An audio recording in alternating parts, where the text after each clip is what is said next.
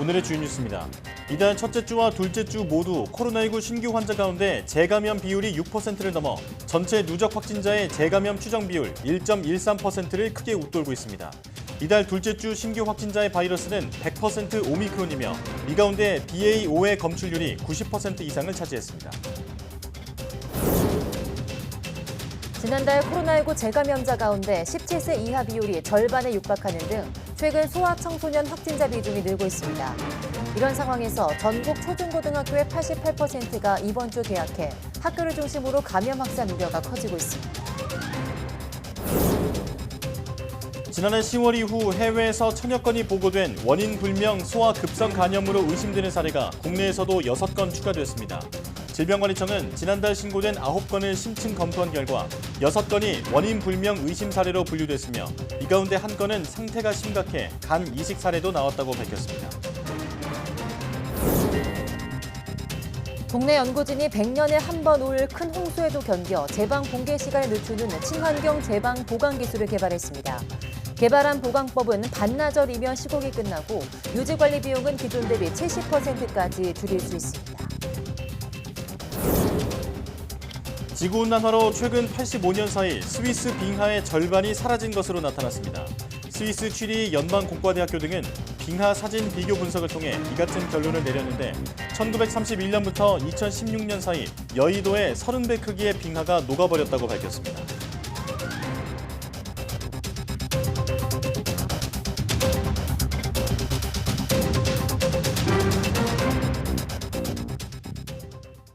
여러분 안녕하십니까? 사이언스 투데이 시작합니다. 이번 6차 코로나19 재유행이 곧 감소세로 전환될 것으로 예측되는 가운데 다음 재유행은 가을과 겨울에 오겠지만 시기가 조금 늦춰질 수도 있다는 방역당국의 전망이 나왔습니다. 중앙방역대책본부는 정기석 국가감염병 위기대응자문위원장이 오늘 10월에서 11월에 유행에 큰 파도가 올 거라고 언급한 것과 관련해 방역당국도 가을과 겨울에 재유행이 올 것으로 예측하고 있다고 밝혔습니다. 그 이후로 면역의 감소와 새로운 변이 발생 등의 요인이 있다며 다만 불확실성이 큰 만큼 정확한 재유행 시기는 면밀한 평가를 통해 조기 대응하겠다고 덧붙였습니다. 그러면서 이번 여름의 재유행 규모가 다소 컸던 만큼 다음 재유행 시기가 가을보다는 좀 더 늦어질 가능성도 있다고 설명했습니다. 이달 둘째 주 코로나19 신규 확진자 가운데 2번 이상 감염된 재감염 추정 비율이 6.65%로 나타났습니다. 전주의 6.1%보다 소폭 증가한 겁니다. 코로나19 재감염 추정 비율은 지난달 셋째 주부터 5, 6%대를 유지하고 있습니다. 전체 누적 확진자 가운데 재감염 추정 비율은 지난 14일 기준 1.13%입니다. 이달 셋째 주 오미크론 변이 검출률은 100%로 오미크론 세부 계통 가운데 BA.5 검출률이 국내 발생 95.3%, 해외 유입 90.9%로 지배종으로 자리 잡은 것으로 나타났고 켄타우로스라는 별명이 붙은 BA.2.75 변이는 21건 추가로 검출돼 누적 76건이 됐습니다. 코로나19 재유행이 계속되는 가운데 초중고 대부분이 이번 주까지 개학하면서 감염 우려가 커지고 있습니다. 네, 재감염 사례도 소아 청소년에 몰리는 만큼 교육당국은 체험학습과 야외 활동을 최소화하기로 했습니다. 신윤정 기자입니다. 코로나19 확산세는 주춤했지만 18세 이하 확진자 비중은 증가했습니다. 2주 전 16%에 불과했지만 지난주 개학과 함께 늘기 시작해 23.3%까지 치솟았습니다. 신규 환자 4명 가운데 1명이 10대 이하인 겁니다. 소아 청소년이 재감염을 주도하고 있다는 점도 문제입니다. 지난달 재감염 추정 사례 가운데 17세 이하 비율은 49.2%로 절반에 육박하고 있습니다. 게다가 백신 접종률은 성인보다 낮습니다. 이런 상황에서 이번 주까지 전국 초중고등학교의 88%가 2학기를 시작합니다. 코로나19 유행 정점과 맞물려 개학 전후 학교를 중심으로 감염이 증가할 우려가 커지고 있습니다. 이에 따라 교육당국은 이달 중에는 필수 교육활동과 관련성이 낮은 체험학습과 야외 수업을 최소화하기로 했습니다. 코로나 정점이 예상되는 8월 중에는 교외 체험학습이나 숙박형 체험 프로그램을 최소화할 수 있도록 시도교육청에 안내했습니다. 교육당국은 학교 현장 점검과 함께 신속 항원 검사 도구 1,400만 개를 배부했습니다. 또 등교 전 자가진단 앱 기록을 독려하고 발열 검사 등 1학기부터 진행해온 방역 지침을 유지할 계획입니다. 이와 함께 1학기와 비슷한 방역 전담 인력 6만 명가량을 배치하고 마스크와 소독제, 체온계도 비치해 안정적인 학사 운영을 지원하기로 했습니다. YTN 신윤정입니다. 60세 이상 코로나19 확진자에 대한 먹는 치료제 투약률이 지난주에 이어서 20%를 넘었습니다. 중앙방역대책본부는 지난주 시도별 60세 이상 환자에 대한 먹는 치료제 평균 처방률은 20.8%로 일주일 전보다 0.5%포인트 증가했다고 밝혔습니다. 지난 5월 12.3%에서 꾸준히 증가하고 있고 지역별로 보면 전남과 부산, 강원, 대구 순으로 처방률이 높습니다. 임수경 방역대책본부 상활총괄단장은 먹는 치료제가 신약이고 여러 금기사항이 있어서 의료진들이 적응에 시간이 걸리고 있다며 의사단체들과 협의해 쉽게 처방할 수 있는 방안을 마련하고 있다고 말했습니다. 코로나19를 포함해 무려 40년 가까이 미국의 감염병 대응 사령탑을 맡아온 파우치 소장이 사의를 밝혔습니다. 네, 바이든 대통령까지 나서서 감사와 존경의 뜻을 밝혔는데 여든이 넘은 파우치 박사는 멈추지 않고 새로운 일에 도전하겠다고 밝혔습니다. 워싱턴에서 권준기 특파원이 보도합니다. 세계 최고의 전염병 권위자로 인정받는 파우치 박사도 지금껏 코로나19 대응이 가장 힘들었다고 털어놨습니다. 팬데믹 위험성을 과소평가하는 의원들과 설전을 벌여야 했고 do is ask for it. You're so misinformed. It's extraordinary. 재선에 성공하면 잘라버리겠다는 트럼프 전 대통령과도 맞서 싸워야 했습니다.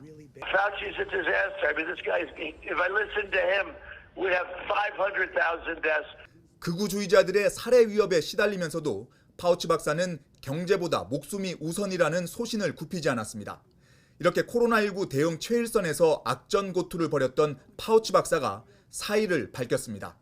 국립알레르기전염병연구소 소장직을 올 연말에는 내려놓고 다음 경력을 향해 가겠다는 성명을 발표했습니다. I will very likely leave the federal government, but not retire. When I leave, I'm not going to go play golf. 무려 38년 동안 소장직을 맡은 기간 파우치 박사가 보좌한 대통령만 레이건부터 바이든까지 7명. 지카와 에볼라 바이러스, 탄저균 테러 등 온갖 감염병과 싸워왔습니다. 특히 부시 행정부 때 에이즈 퇴치를 위한 프로그램을 개발해 2,100만 명의 생명을 구했다는 평가를 받습니다. 바이든 대통령은 파우치 박사가 모든 미국인 삶에 감동을 줬다며 덕분에 미국은 더 강하고 건강해졌다는 성명을 발표했습니다. 우리 나이로 83인 파우치 소장은 자리에서는 물러나지만 일을 손에서 놓진 않겠다며 젊은이들에게 영감을 주는 새로운 일에 도전하겠다는 뜻을 밝혔습니다. 워싱턴에서 YTN 권준기입니다. 네, 해외에서 보고되고 있는 원인 불명 소아 급성 간염으로 의심되는 사례가 국내에서 6건 추가됐습니다. 질병관리청은 지난달 13일에서 26일 신고된 의심 사례 가운데 사례정에 부합한 9건을 심층 검토한 결과 6건을 원인 불명 의심 사례로 분류했습니다. 이 가운데 한 건은 환자에게 간 이식이 필요해 이식 뒤 회복 중이고 다른 한 건은 아데노바이러스 감염이 확인됐습니다. 질병청은 의심 사례 대부분은 임상 경과가 양호하다고 전했습니다. 지금까지 3차례의 사례 검토에서 21건이 사례정에 부합한다는 판단이 나왔고 이 중 13건이 원인 불명 소아 급성 간염 의심 사례로 분류됐습니다. 세계보건기구에 따르면 원인 불명 소아 급성 간염은 지난해 10월 처음 발견된 이후 현재까지 전 세계에서 1,000여 명 보고됐습니다. 무더위가 물러나고 가을의 문턱으로 들어선다는 절기 처서. 그 이름값을 하듯 이번 주부터 열대야가 사라지고 무더위도 누그러질 전망입니다. 네, 하지만 태풍의 길이 한반도로 열리는 시기여서 철저한 대비가 필요합니다. 정혜윤 기자가 보도합니다. 밤사이 내리던 비가 그치고 파란 하늘이 드러났습니다. 아직 늦더위는 남아있지만 습도가 낮아지며 공기는 한층 상쾌해졌습니다. 더위가 물러난다는 절기 처서가 이름값을 하듯 날씨가 여름에서 가을로 변하고 있습니다. 아침 기온이 빠르게 떨어지면서 서울의 경우 열대야는 사라지겠습니다. 낮 기온도 30도 아래로 내려가면서 극심한 늦더위는 없을 전망입니다. 북태평양 고기압이 수축하는 단계에서 찬 공기가 한반도를 뒤덮는 시기로 차차 접어들고 있습니다. 이 때문에 한여름에 덥고 습한 공기로 인한 무더위는 조금씩 해소될 것으로 예상됩니다. 하지만 이제부터는 국지성 호우와 함께 태풍에 대한 주의가 필요합니다. 고기압의 가장자리를 따라 강한 비구름이 발달할 수 있습니다. 또 태풍이 북상하는 길이 한반도로 열리게 되기 때문입니다. 북태평양 고기압이 수축해 태풍의 길이 열리면 수온이 높은 필리핀 동쪽 해상에서 발생한 태풍의 경우 바로 우리나라로 올라올 수 있습니다. 특히 최근 기후변화와 해수면 온도가 높고 수증기도 많아진 상태에서 태풍이 더 강하게 발달할 가능성이 있습니다. 기상청은 9월부터 10월 상순까지는 남부지방을 중심으로 강한 비가 내리거나 태풍 북상으로 인한 피해가 날 가능성이 있는 만큼 철저한 대비와 경계가 필요하다고 밝혔습니다. YTN 정혜윤입니다. 정부는 가을이 다가옴에 따라 스스가무시증 감염 위험이 커지고 있다며 야외 활동 주의를 당부했습니다. 질병관리청은 가을철에 스스가무시증 주요 매개체인 털진드기 개체수가 늘어난다며 야외 활동 때 긴 소매와 긴 바지, 모자, 장갑 등을 착용하고 쉴 땐 돗자리를 사용하는 등 감염에 주의해달라고 밝혔습니다. 특히 야외 활동 뒤 물린 자국이 관찰되거나 2, 3주 안에 발열이나 발진 등의 증상이 있으면 스스가무시증을 의심하고 의료기관에 방문해야 한다고 강조했습니다.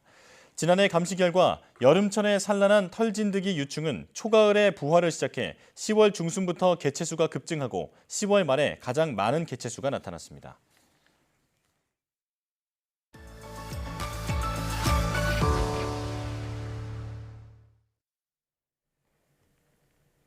최근 땅이 푹 꺼지는 지반 침하 현상이 자주 발생하고 있는데요. 얼마 전 강원도 양양 낙산해수욕장 인근에서도 이런 땅 꺼짐, 싱크홀이 발생해서 인근 투숙객들이 대피한 일이 있었죠. 네, 오늘은 싱크홀의 원인과 대응 방법을 날씨학개론에서 알아보겠습니다. K베더 반기성 센터장과 함께합니다. 어서 오세요. 네, 안녕하세요. 네, 안녕하십니까. 자, 이제는 시청자 여러분께서도 싱크홀이라는 단어가 익숙하실 것 같은데 일단 그 정의부터 다시 한번 짚어주고 시작을 할까요? 유엔에서 싱크홀에서 정의를 했습니다. 싱크홀은 지하층의 침식으로 인해서 지표면에 움푹 패인 구멍으로 정의를 하는데요. 이러한 싱크홀은 지름이 1m에서 최대 600m에 이르고요. 시간이 지남에 따라서 발달합니다. 싱크홀은 육지와 해양 지표면에 모두 만들어질 수가 있는데요. 네. 싱크홀은 자연적 원인 혹은 인위적 원인 이런 것들로 만들어지는데 대부분의 자연 싱크홀은 물리적 혹은 화학적 침식에 의해서 발생을 합니다. 네. 물리적 침식이라는 것은 물의 침식작용에 의해서 야기되고요. 화학적 침식작용은 산성 액체가 용해성 암성 물질을 용해시키면서 만들어지죠.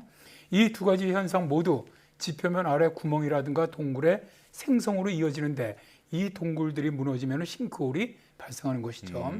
인위적인 싱크홀은 채굴과 같은 지하 개발의 경우도 굉장히 많고요. 그렇기 때문에 사람들의 거주지라든가 산이라든가 들바다 어디서든 만들어질 수가 있습니다. 그렇군요. 네. 그런데 이게 비교적 우리나라는 좀 지반이 안정적이라서 싱크홀 발생이 좀 적다고 알고 있는데 우리나라에서 발생한 싱크홀 사례도 좀 소개 부탁드립니다. 앞에서 말씀드린 것 같이 올해 8월 3일이죠. 이제 강원도 양양 낙산이죠. 낙산해수욕장 인근 생활형 숙박시설 신축공사 현장 부근에서 싱크홀이 발생을 하면서 주변 편의점 일부 건물이 주저앉았고요. 상하수도와 시설 일부가 또 파손되었고요. 인근 숙박시설에 투숙했던 피서객 등 90명이 긴급 대피하는 사고가 발생을 했습니다. 네. 올해 7월 1일에도 종로구 해화동에 있는 경신고등학교 인근 땅에서 지름이 5m, 깊이 3m의 싱크홀이 발생하기도 했고요. 네. 서울시에서 발표한 최근 7년간 서울 지역 싱크홀 발생 수는 169건이었다고 하는데요. 서울시는 도로 함몰 예방사업 관련 예산으로 올해 28억 5,800만 원으로 책정을 했습니다. 서울시는 싱크홀 사고를 줄이기 위해서 2015년 하반기부터 2018년 상반기까지 3년 동안 서울시에서 관리하는 도로를 대상으로 땅속 빈 공간을 전수 조사를 한 데 이어서 2018년 관련 법이 개정된 다음 2018년 하반기부터 올해 말까지 5년 동안 또 2회차 네. 전수조사를 지금 진행 중이라고 하는데요. 자, 그리고 이제 국토교통부에서는 2017년부터 2021년 6월까지 전국에서 총 1,176건의 싱크홀이 발생했다고 또 밝히기도 했습니다. 규모가 좀 비교적 적다고 해도 매년 한 400건 정도 싱크홀이 발생한다고 보시면 되겠습니다. 네. 그렇군요. 생각보다 많은 그 사례가 있었는데 그런데 우리나라 싱크홀과는 다르게 해외 사례를 보면 그 어마어마한 규모의 싱크홀도 발생하더라고요. 네, 그렇죠. 우리가 이제 언론에서 접하는 다른 나라의 그 싱크홀 사례 보면 아주 참 큰데요. 예를 들어서 중남미 같은 경우 대형 싱크홀이 자주 발생을 합니다.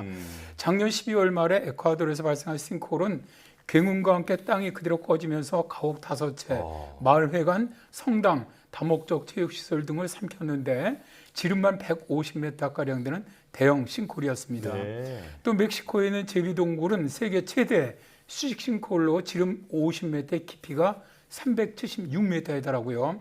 또 바하마 부근의 바닷속에는 딘스풀 홀이라는 지름 100m, 깊이 202m의 싱크홀이 있는데 이게 이제 다이버들의 정복 대상으로 알려져 있는데 이 싱크홀에서 1000명이 넘는 많은 다이버들이 숨지기도 했습니다. 네, 그렇다면 앞서 싱크홀의 원인이 자연적이나 또 인위적 원인이 있다고 말씀을 해주셨는데요. 좀 더 자세히 설명 부탁드립니다. 일단 저 자연 상태에서 만들어진 싱크홀 같은 경우는 주로 석회암 쪽에서 만들어집니다.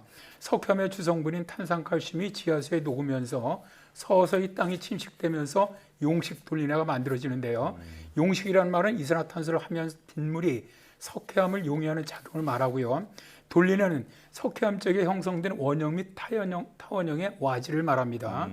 땅속에 석회암 공간이 생긴 경우에는 함몰 돌리내가 생겨나면서 빈 공간이 만들어지는데요. 네. 비가 많이 내린다거나 또 어떤 원인으로 상부층이 무너진 내릴 경우 싱크홀이 발생하는 것이죠. 네. 이 외에도 뭐 흐르는 지하수가 지하의 소금층이라든가 석고층을 녹여도 지하에 빈 공간이 생기면서 싱크홀이 만들어지기도 하고요. 인위적으로 만들어지는 싱크홀의 가장 큰 원인은 지하 대수층의 물이 사라지기 때문에 그렇습니다. 사람들이 지하수를 너무 많이 뽑아 쓰게 되면 지하수의 수위가 낮아지게 되죠. 그럴 경우 지하수가 받쳐주던 압력을 비어있는 땅속 공간이 받게 되는 거거든요. 근데 땅속에서 수직으로 내려가면 2.5m당 1기압씩 압력이 증가해요. 그러니까 100m 밑으로 내려가면 거의 40기압의 엄청난 압력을 받게 되죠. 네. 근데 지하수가 있을 때는 이 압력을 그대로 지하 대수층이 다 받쳐주는데 이 물을 다 빼서 사용하다 보니까 빈 공간이 압력을 견디지 못하면서 무너지게 되는 것이죠. 지하 대수층에 물이 많은 지역에서 또 물을 더 많이 뽑아 쓰게 되면 그 싱크홀의 규모는 더 커지게 됩니다. 그리고 지하수를 너무 많이 뽑았으면 멀리 떨어진 곳에 집안도 내려앉게 되는데요. 지하수도 지표수처럼 높은 곳에서 낮은 곳을 향해 흐르는데 지하수위가 낮은 지점에서 물을 많이 끌어쓰게 되면 높은 곳에 있는 지하수가 이동해서 공동이 생기면서 바로 싱크홀이 발생하는 것이죠. 그렇군요. 네. 사람에 의해서 싱크홀이 발생하는 것 중에서는 이 지하수를 과도하게 뽑아서 쓰는 그런 문제가 이제 가장 심각하다 이렇게 말씀해 주셨습니다. 자, 그리고 앞서서 그 우리나라에서도 연 400여 회 정도의 싱크홀이 발생한다라고 하는데 사실 저는 살면서 싱크홀을 그렇게 많이 본 적은 그렇죠. 없는 네. 것 같거든요. 우리가 이렇게 인지를 잘 하지 못하는 것은 그 규모가 좀 작기 때문일까요? 아, 네, 그렇습니다. 이제 규모가 작다 보니까 네. 뭐 외국에서는 300m 뭐 이렇더라도 우리나라는 5m 뭐 이 정도죠, 현재도. 네. 근데 이제 보통 싱크홀은 퇴적암이 많은 지역에서 크게 발생을 해요. 네. 근데 우리나라 토양은 거의 뭐 70% 정도가 단단한 화강암층, 편마암층으로 이루어져 있어서 땅 속에 이렇게 비어 있는 공간이 잘 생기지 않습니다. 네. 그래서 이제 싱크홀이 발생하기 어려운데요. 그러나 이제 우리나라에서 싱크홀이 발생하는 숫자가 많은 것은 대개 인위적인 원인 때문입니다.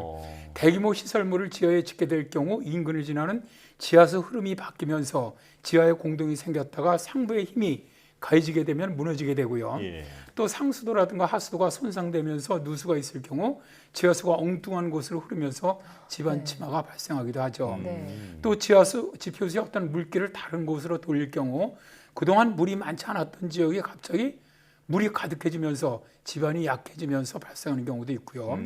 지표면의 융기라든가 혹은 침강, 단축과 습곡, 또 지진 뭐 이런 지각 변동의 영향으로 만들어지기도 합니다. 그리고 이 외에도 기후변화의 영향으로 싱크홀이 만들어지는 경우도 있습니다. 네, 지금 답변해 주시면서 나가는 영상을 보니까 어쨌든 작은 규모라도 인명피해가 있을 것 같은데요. 이런 걸 좀 예방할 수 있는 방법이 없을까요? 일단 이제 전문가들은 이런 것에 대응하기 위해서 지하 공간 통합 지도라든가 지하수 기초조사 등을 통해서 싱크홀을 사전에 예방하는 노력이 필요하다고 말하는데요. 네. 자연적으로 생기는 싱크홀이라든가 사람이 만든 인위적인 싱크홀 모두 지역사회 아주 큰 위험을 초래할 수 있거든요. 도시지역 같은 경우 기반시설 손상에서 지상구조물의 부분적인 완전한 붕괴가 생길 수가 있고요. 또 높은 경제적 손실이라든가 혹은 주민 대피 및 이주를 만들어낼 수가 있단 말입니다. 네. 그리고 자연적인 싱크홀이라고 하더라도 지역 지형의 변화라든가 지역 동식물의 변화 그리고 지하수의 변화 등이 발생할 수가 있습니다. 네. 특히 이제 우리나라는 국가 전체 면적의 16%에 불과한 도시 지역이 현재 전체 인구의 91%가 거주하고 있거든요. 그래서 도심지에 만일 지반 침하로 인한 붕괴 사고가 발생한다면 대규모 인명피해로 진행할 가능성이 큽니다. 지하철이라든가 지하 터널, 지하 상가 등의 대규모 다중이용 시설을 지하에 건설한 도심지는 지반 침하로 인한 붕괴 사고가 발생하게 되면 이런 인명이라든가 재산 피해가 훨씬 더 커질 수가 있기 때문에 네. 항상 보안 조사를 좀 해야만 합니다. 네. 어떤 건축을 할 때는 지하 환경까지 고려한 그런 건축이 필요하다라는 이제 말씀이신데요. 자, 그런데 그 싱크홀이 발생했을 때의 대처 방법에 대해서도 좀 설명을 좀 해주시죠. 일단 이제 서울시에서는 최근에 그 싱크홀을 예방하기 위해서 8년 동안 지표 투과 레이더 공동 탐사 차량을 개발했고요. 전담팀을 구성을 해서 공동 전수조사를 지금까지 해왔습니다. 네. 그래서 지금까지 지하에 있는 빈 공간 5,192개를 발견해서 복구했다라고 올해 1월에 밝혔는데요. 네. 이런 지하 빈 공간을 없애면서 싱크홀 발생이 점차 서울시는 줄어들고 있습니다. 네. 사실 개인들의 경우 싱크홀을 미리 발견하고 대비하기는 정말 어렵죠. 예. 따라서 이제 유엔에서 그 만든 싱크홀 대비자를 보면 만일 싱크홀이 발생한다면 즉시 대피를 하고 주변이 다시 무너질 수 있기 때문에 가까이 가지 말라라고 경고하고 있고요. 일단 우리 가정주택 같은 경우는 갑자기 주택 외벽 및 내부벽에 균열이 생기거나 집 바닥에 경사가 생기거나 울퉁불퉁함이 만들어진다거나 화장실이라든가 혹은 샤워기, 수도꼭지 흙탕물 또는 흐린물이 나온다거나 건물 주변의 균열, 특히 원형 모양으로 네. 만들어질 경우 싱크홀의 전조를 보고 좀 미리 대피를 하고 빨리 신고하도록 권고하고 있습니다. 네. 네. 그 말씀하신 것처럼 한 번 발생하면 정말 큰 인명피해로 이어질 수 있는 만큼 정부와 지자체의 꼼꼼한 모니터링과 또 조사가 필요할 것 같습니다. 오늘 말씀 여기까지 듣겠고요. K웨더 반기성 예보센터장과 함께했습니다. 고맙습니다. 네, 감사합니다.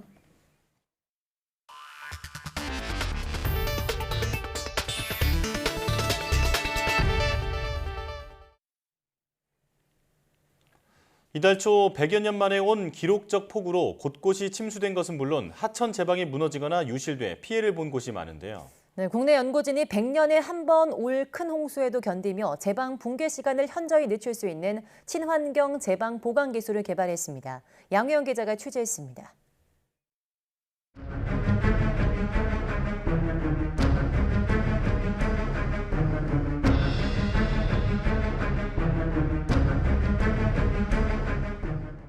지난주 중부지방을 휩쓸고 갔던 집중호우.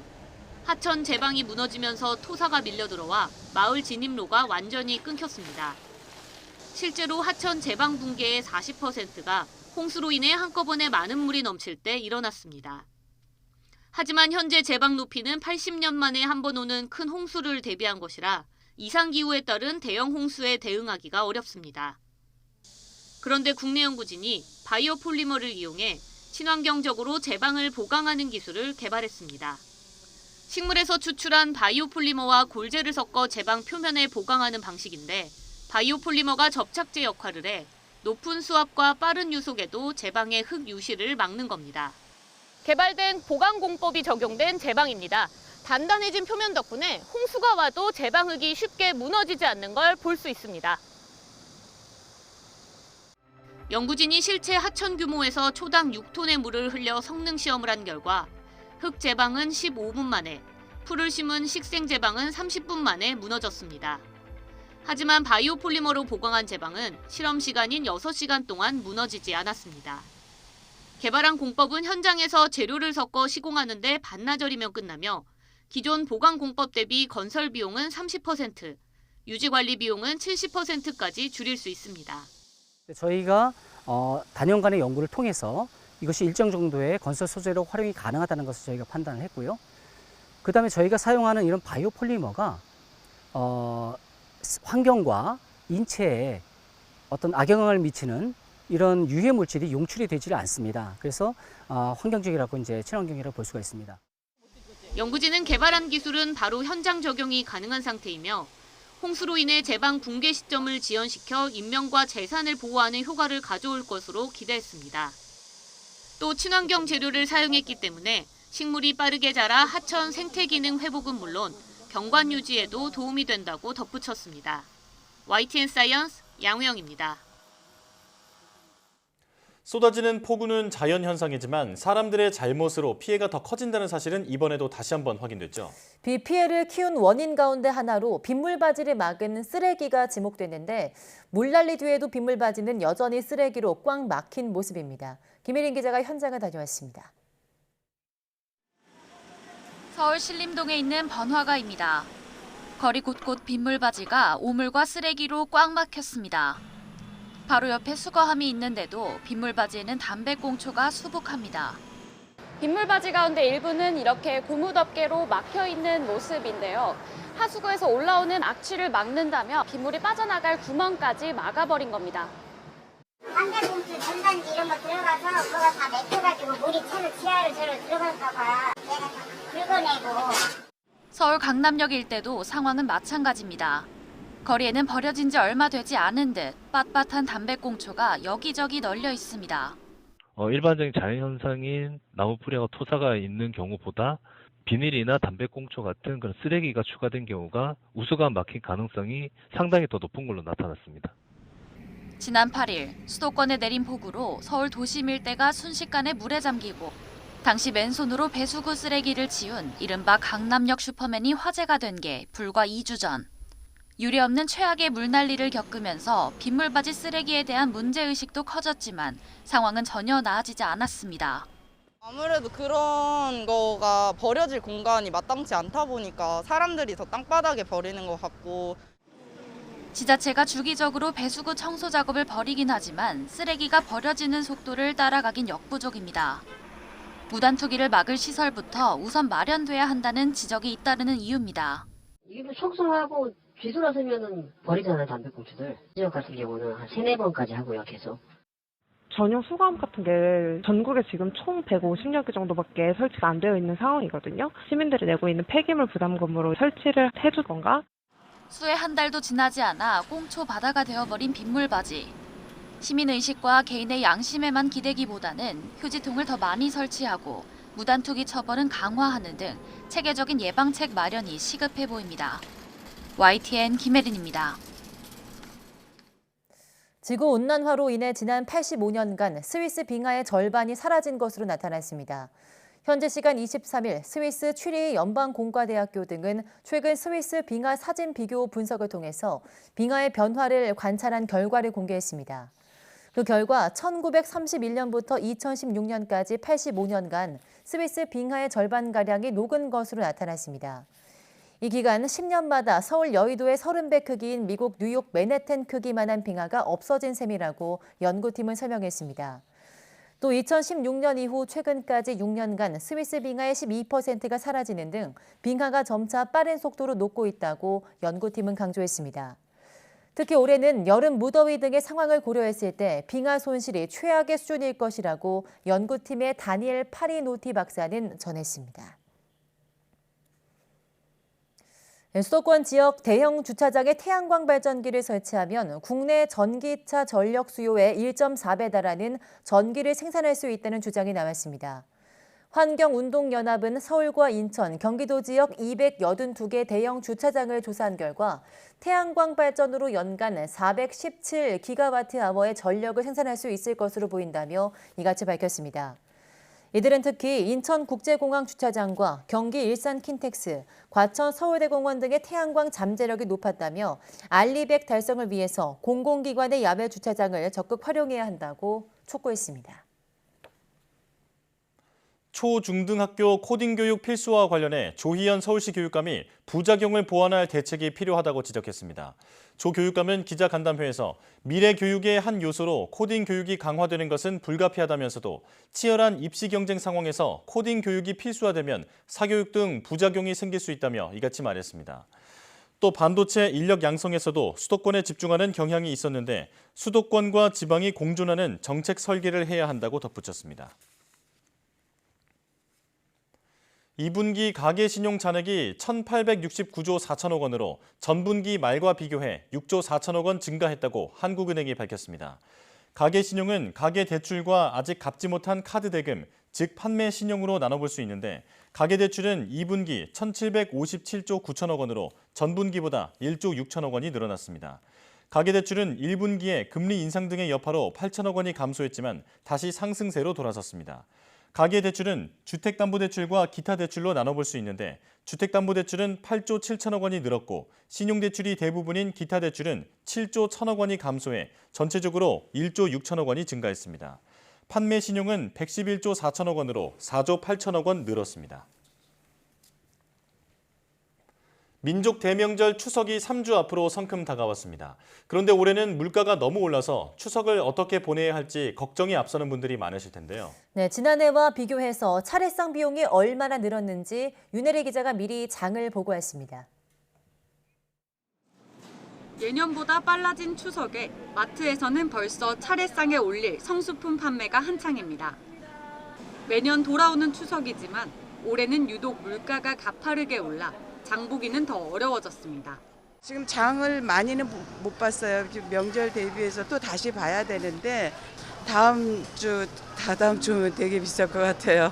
부담은 좀 돼요. 작년보다. 추석 차례상 차림 비용이 얼마나 올랐을지 직접 장해봤습니다. 전부 치는 데 쓰는 부침용 가루 1kg에 1,900원, 달걀 15개 한 판에 4,800원, 두부는 한 모에 1,300원입니다. 올해 집중호우로 채소값이 크게 올라 무와 배추는 개당 3,000원과 6,000원을 넘었고 시금치는 한 단에 8,000원까지 치솟았습니다. 아니 추석 때 어떡하냐. 진짜 서민들은 이거 진짜 안 돼. 이래가지고 세상에 이거 완전히 단축 뿌리 같아가지고 이거를 8,000원씩 받았는데. 차례상에 올릴 깜방과 대추는 한 봉지에 각각 8,000원과 6,000원으로 큰 차이는 없었지만 이거는 좀 괜찮아요. 가격 그대로예요. 안 올랐어요. 이거는. 저희들은 가격이 안 올라요. 이제 막 나오기 시작한 햇사과와 배는 개당 3,000원과 9,000원으로 지난해와 비교해 17%, 24% 각각 올랐습니다. 4인 가구 기준 추석 차례상 장을 보는데 32만 원 넘게 나왔습니다. 정부가 발급해준 농축수산물 할인 쿠폰을 적용받아 5,000원 정도 더 저렴하게 구입할 수 있었습니다.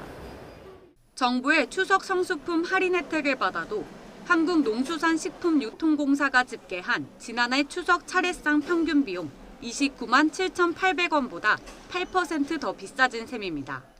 장보기 너무 무섭고 될 수 있으면 음식을 조금씩만 하려고. 안 할 수도 없고 손님은 오고 그러니까. 실제 체감하는 장바구니 물가는 더 매서워 민족 대명절을 앞두고 허리띠를 졸라매야 하는 서민들의 시름은 깊어지고 있습니다. YTN 윤혜리입니다. 이런 추석 물가 가운데서도 최근 돼지열병 재발로 인해 돼지고기 값이 우려됩니다. 할당 관세 0% 적용으로 삼겹살 가격이 이제 안정세로 접어들었는데 가격이 다시 오르는 건 아닌지 소비자들은 벌써 걱정이 앞섭니다. 보도에 이승윤 기자입니다. 최근 강원도 양구군에서 발생한 아프리카 돼지열병 ASF. 돼지 치사율이 100%에 가까운 만큼 정부는 확산 차단에 총력을 기울이고 있습니다. 이미 발생 농장에 돼지 5,000마리 이상을 내몰 처분했고 지난 18일 ASF 발생을 확인한 즉시 강원도에 48시간 이동 중지 명령을 내렸습니다. ASF의 추가 발생 가능성은 작은 것으로 판단되고 매몰 처분한 농장의 물량이 전체의 0.05% 수준이라 돼지고기 수급에 미치는 영향은 제한적일 것으로 보입니다. 저희 농협 하늘어마트에서는 돼지고기 같은 경우에 물량 수급도 원활하고요. 추석 전까지 판매가가 인상되거나 이런 것은 없다고 판단하고 있습니다. 우크라이나 전쟁 여파로 6월 한때 100g당 2,950원대를 찍으며 고공행진을 하던 삼겹살 가격은 수입 돼지고기 할당 관세 0% 적용 뒤 점차 안정세를 찾고 있습니다. 하지만 고기 수요가 몰리는 추석 명절을 불과 3주 앞두고 ASF가 발생하면서 삼겹살 가격은 다시 오름세 기미를 보이고 있습니다. 더 오르면 이제 못 사 먹을 수도 있으니까 더 오르면 안 되죠. 좀 나라에서 물가 안정 정책을 좀 써줬으면 좋겠습니다. 지난달 농축수산물 가격 상승률은 7.1%였고 수입 쇠고기는 24.7%, 돼지고기는 9.9% 오르며 축산물이 물가 상승을 주도했던 만큼 정부는 상황을 예의주시하고 있습니다. ASF가 국내에서 처음 발생했던 지난 2019년 삼겹살 가격이 급등하며 금겹살로 불렸던 악몽이 재현되는 건 아닌지 우려되는 상황입니다. YTN 이승윤입니다. 농림축산식품부는 추석을 앞두고 한우와 돼지 수급을 안정화하기 위해서 축산농가에 도축 수수료를 지원하기로 했습니다. 수수료 지원 사업은 다음 달 8일까지 시행되며 한우 암소와 돼지 한 마리당 각각 10만 원, 만 원의 지원금을 받을 수 있습니다. 전국 한우협회와 해당 시군구에서 다음 달 말까지 수수료 지원 신청을 받으며 지원금은 이르면 오는 10월부터 지급될 예정입니다. 앞서 돼지열병으로 고깃값 인상 우려에 대한 소식 보내드렸는데 경북 영주에서도 돼지열병이 발생해 우려가 더 커지고 있습니다. 아프리카 돼지열병 중앙사고수습본부는 경북 영주시 소백산 국립공원 경계 500m 안쪽에서 발견된 3개월령 돼지 폐사체 2마리에서 아프리카 돼지열병 ASF가 확인됐다고 밝혔습니다. 중수부는 경북 상주와 문경, 울진에 이어서 영주에서도 ASF에 걸린 야생 멧돼지가 발견됨에 따라 엄중한 상황으로 판단하고 추가 확산을 막기 위해서 지방자치단체 등과 협력해 ASF 차단 방역에 총력을 다할 방침입니다. 중수부는 우선 오늘 31일까지 영주시에 있는 양돈 농장 37곳을 대상으로 ASF 감염 여부에 대한 정밀 검사를 시행합니다.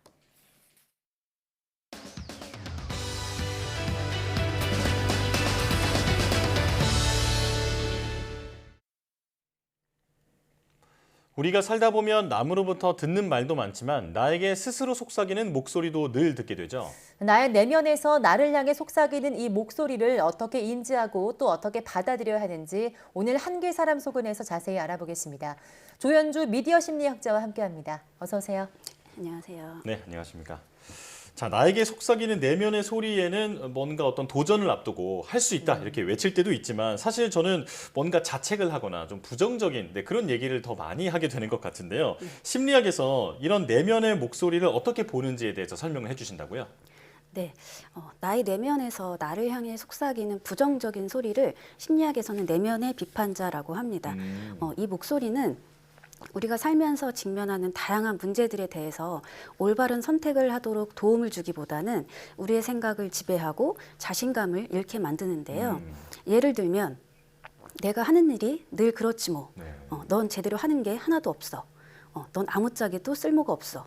내가 그걸 할 수 있을 것 같아? 내가 감당할 수 있는 일이 아니야. 결국 넌 실패하고 창피만 당하게 될 거야. 너는 누구에게도 사랑받지 못할 거야.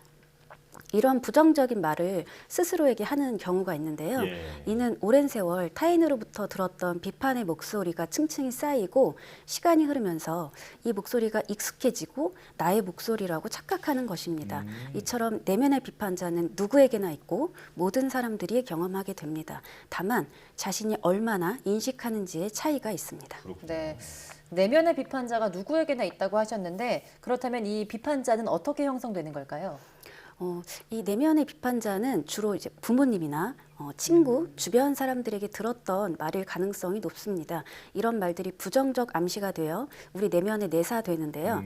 혹은 스스로에게 했던 말일 수도 있는데 어렸을 때 어른들이 나에게 부정적으로 했던 말을 무심결에 믿어버린 경우 지금은 그런 말을 하는 어른들이 더 이상 없는데도 그 말들이 어느새 나의 내면화가 되어 스스로에게 하는 경우도 있습니다. 이렇게 부정적인 어린 시절의 경험은 우리 인생에 큰 영향을 줍니다. 또 내면 비판자는 평소에는 좀 잠잠하다가 어떤 특정한 상황을 만나거나 예기치 못한 순간에 갑자기 튀어나와서 우리를 당황스럽게 만들기도 하고 기분을 우울하게 만들어 감정적으로 일을 처리하게 만들면서 일순간 우리의 삶을 지배하기도 합니다. 이것을 인지행동치료에서는 자동적 사고라고 하고 트라우마에서는 침투적 사고라고도 합니다. 그렇군요. 자, 주변의 부정적인 언행이 우리 인생에 계속 안 좋은 영향을 줄 수도 있다라는 것을 이제 알 수 있었던 것 같습니다. 자, 그런데 이 내면의 비판자라는 것에도 여러 가지 유형이 있다고 하는데 어떤 게 있나요? IFS라고 내면 가족 체계 치료에서는 이러한 목소리를 내는 파트를 7가지의 내면 비판자 유형이라고 소개했습니다. 여기서 7가지 유형은 완벽주의자, 작업 감독자, 내면 통제자, 파괴자, 죄책감 고취자, 수능 추구자, 훼손자가 있는데요. 네. 대부분의 사람은 한 가지 유형이 아닌 여러 유형의 내면 비판자를 가지고 있습니다. 특히 완벽주의자 유형의 사람들 안에 살고 있는 내면 비판자는 스스로에게 아직도 부족한 점이 많고 게으르고 바보 같은 사람이라고 비난합니다. 그래서 타인에게 비판받거나 거부당할까 봐 두려워 자기 자신을 혹사시키고 힘들게 합니다. 타인의 비난을 상상하며 자기 세계에 갇혀 자기 검열에서 빠져나오지 못하는 것이죠. 또한 무슨 일이 있어도 절대 나는 실수하면 안 된다는 신념이 있어서 불안한 감정을 자주 느낍니다.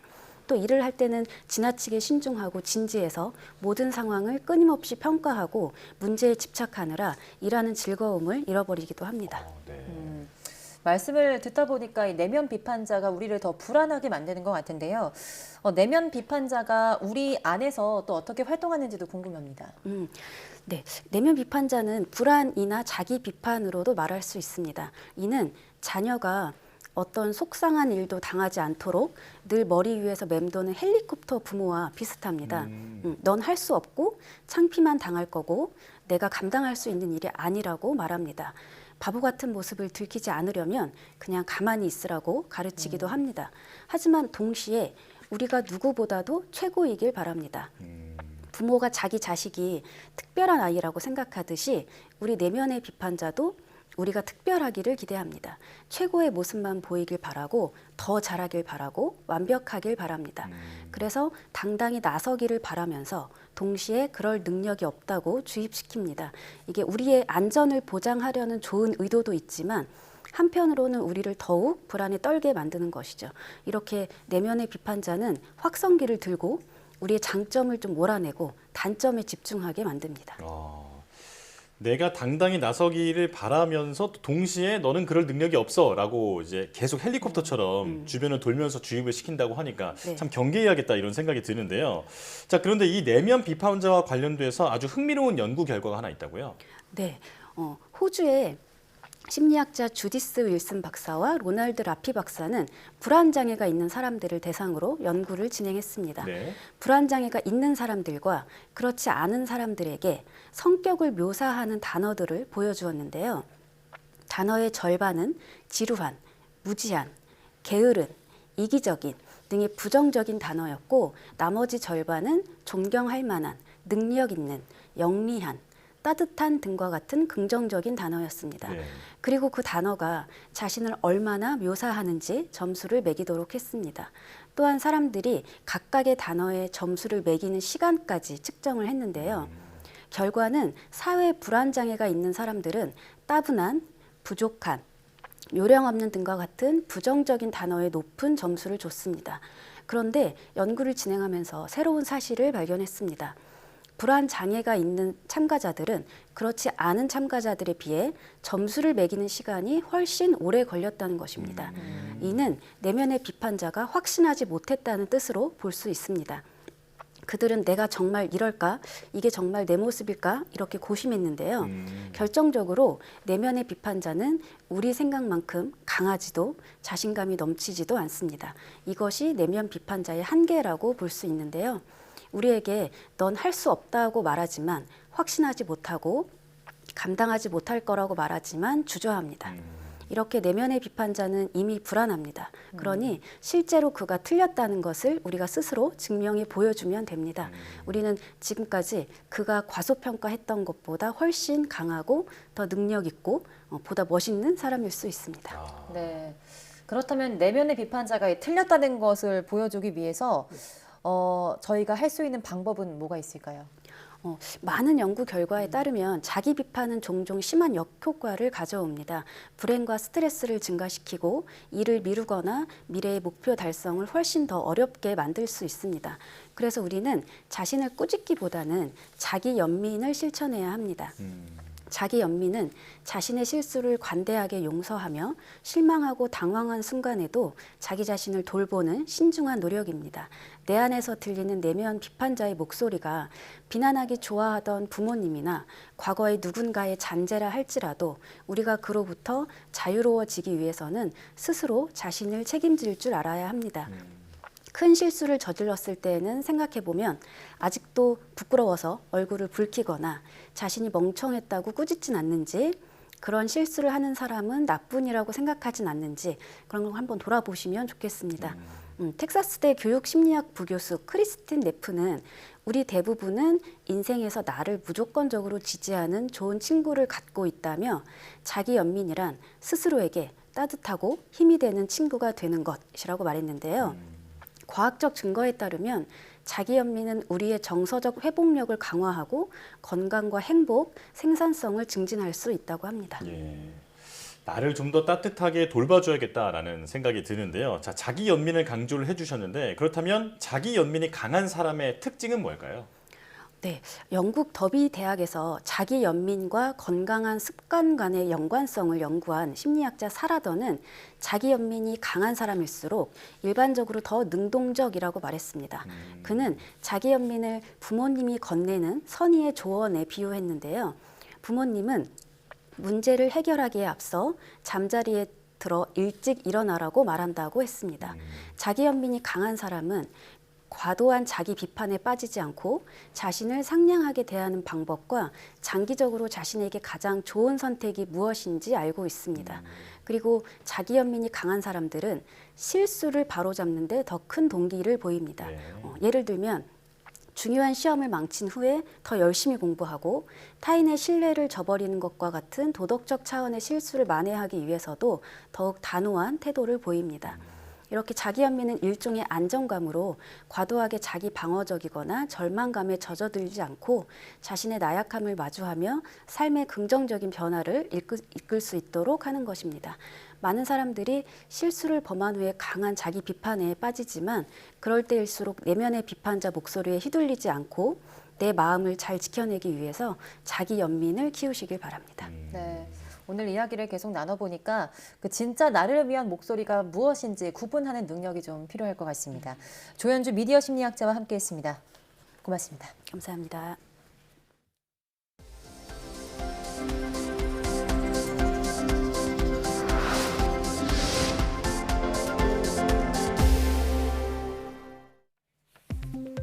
제임스 웹 우주망원경이 촬영한 목성 극지의 오로라 모습이 공개됐습니다. 미국 버클리 캘리포니아 대학 임케드 파터르 박사가 이끄는 국제연구팀은 제임스 웹 우주망원경을 이용해 목성을 관측한 결과를 공개했습니다. 공개된 이미지에서 목성의 남극과 북극 상층 대기에는 붉은 오로라가 담겼으며 그 주변을 감싼 연무는 황록색, 그 아래 더 깊은 구름에서 반사되는 빛은 청색, 대적반은 흰색으로 표시됐습니다. 연구팀은 적색과 황록색, 청색 등 3개의 특수 적외선 필터를 가진 웹 망원경의 근적외선 카메라가 포착한 이미지를 합성해 만들었으며 적외선으로 포착된 빛 정보를 가시광 영역에 맞게 파장이 긴 것은 적색, 짧은 것은 청색으로 보이게 재구성한 것이라고 설명했습니다. 나흘 연속으로 뇌에 전기 자극을 가했더니 노인들의 기억력이 단계적으로 개선됐다는 연구 결과가 나왔습니다. 미국 보스턴 대학 연구팀은 65세에서 88세 노인 150명을 두 그룹으로 나눠서 한 그룹에는 하루 20분씩 4일 연속으로 뇌에 약한 전기 자극을 주고 다른 그룹엔 가짜 전류를 보낸 뒤 20개의 단어를 기억해내는 테스트를 진행했습니다. 실험 결과 진짜 전류로 뇌가 자극된 그룹은 하루하루 기억하는 단어 수가 늘어나서 4일째에는 대조군보다 50에서 60% 기억력이 좋아졌으며 이 효과는 한 달 동안 지속했습니다. 국내 연구진이 데이터 마이닝과 인공지능을 활용해 차세대 배터리의 소재를 역설계할 수 있는 기술을 개발했습니다. 카이스트 홍승범 교수팀은 인공지능을 활용해 새로운 배터리 소재를 탐색한 뒤 입자 군집 최적화 알고리즘으로 충반정률과 같은 성능 변수에 대응하는 공정값을 역으로 찾아내는 설계 모델을 만들었다고 밝혔습니다. 연구팀은 개발한 기술이 차세대 배터리 개발 시간을 줄이는 데 도움이 되며 머신러닝 기술이나 공정 자동화 기술과 융합해 다양한 신소재 개발에도 활용될 수 있다고 설명했습니다. 정부가 학교 밖에서도 수학 과학 실험 활동을 할 수 있는 스마트 수과학실을 전국 8곳에서 운영하기로 했습니다. 과학기술정보통신부와 한국과학창의재단은 서울 서초구 구립서초유수센터에서 스마트 수과학실 현판식을 열었다고 밝혔습니다. 스마트 수과학실은 청소년이 학교 밖에서 첨단 기술 기반의 수학 과학 실험과 탐구 활동을 할 수 있는 공간입니다. 과기정통부는 올해 초부터 대학과 정부 출연 연구기관 등을 대상으로 스마트 수과학실 운영기관을 공모했으며 심사를 통해 구립서초유수센터와 한국항공우주연구원, 아주대학교, 울산과학기술원, 전남대학교 등 권역별로 8개 운용기관을 최종 선정했습니다.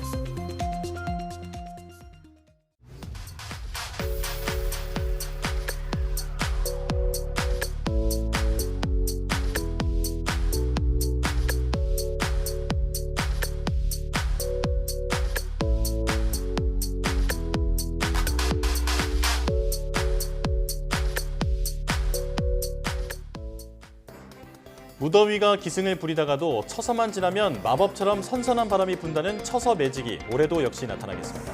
앞으로 기온이 점차 내림세를 보이면서 더위가 한풀 꺾이겠는데요. 잠 못 들게 했던 열대야도 물러가는 만큼 좀 더 편안한 밤을 보낼 수 있을 것으로 보입니다. 사이언스 투데이 마칩니다. 함께해 주신 여러분 고맙습니다.